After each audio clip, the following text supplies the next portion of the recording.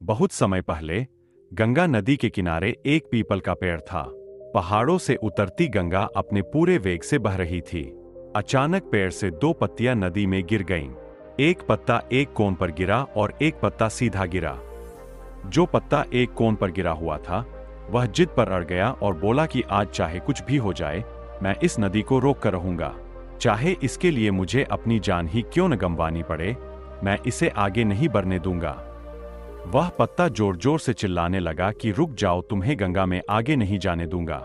लेकिन नदी अभी भी बह रही थी।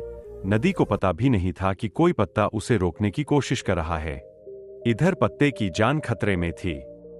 वह लगातार संघर्ष कर रहे थे। उस पत्ते को नहीं पता था कि बिना लड़े भी उसे उसी जगह जाना है जहां वह थककर हार कर पहुंचेगा। लेकिन अब और तब के बीच का समय उनके लिए दुख का समय बन गया था। वही दूसरा पत्ता जो सीधा गिरा था, नदी के प्रवाह के साथ बड़े मजे से बह रहा था और वह कह रहा था, चलो गंगा, मैं तुम्हें आज तुम्हारी मंजिल तक पहुंचाऊंगा। चाहे कुछ भी हो जाए, मैं तुम्हारे रास्ते में कोई बाधा नहीं आने दूंगा। नदी को इस पत्ते के बारे में कुछ भी पता नहीं था। वह अपनी लय में सागर की ओर बह रही थी। लेकिन यह पत्ता खुश और आनंदित था, क्योंकि उसे ऐसा लग रहा था मानो वह नदी को अपने साथ ले जा रहा हो।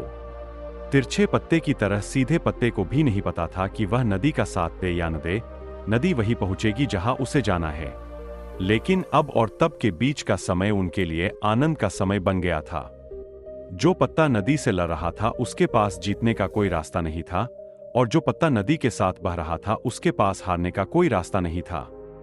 दोस्तों, यह कहानी हमें सिखाती है कि जिस दिन हम लड़ना बंद कर देते हैं, उसी दिन हम जीना शुरू कर देते हैं।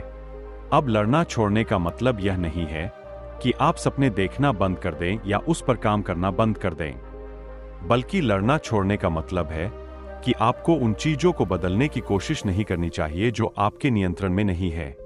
खुश रहने का यही मूल मंत्र है। दूसरों को बदलने की कोशिश में अपना जीवन बर्बाद मत करो, बल्कि खुद को बदलो। दोस्तों, अगर आपको ये कहानी अच्छी लगी हो तो कृपया करके आपकी प्यारी चैनल पीसफुल बुद्धा को सब्सक्राइब अवश्य करें, ताकि ऐसी ही सीख देने वाली कहानी हम आप तक पहुंचा सके।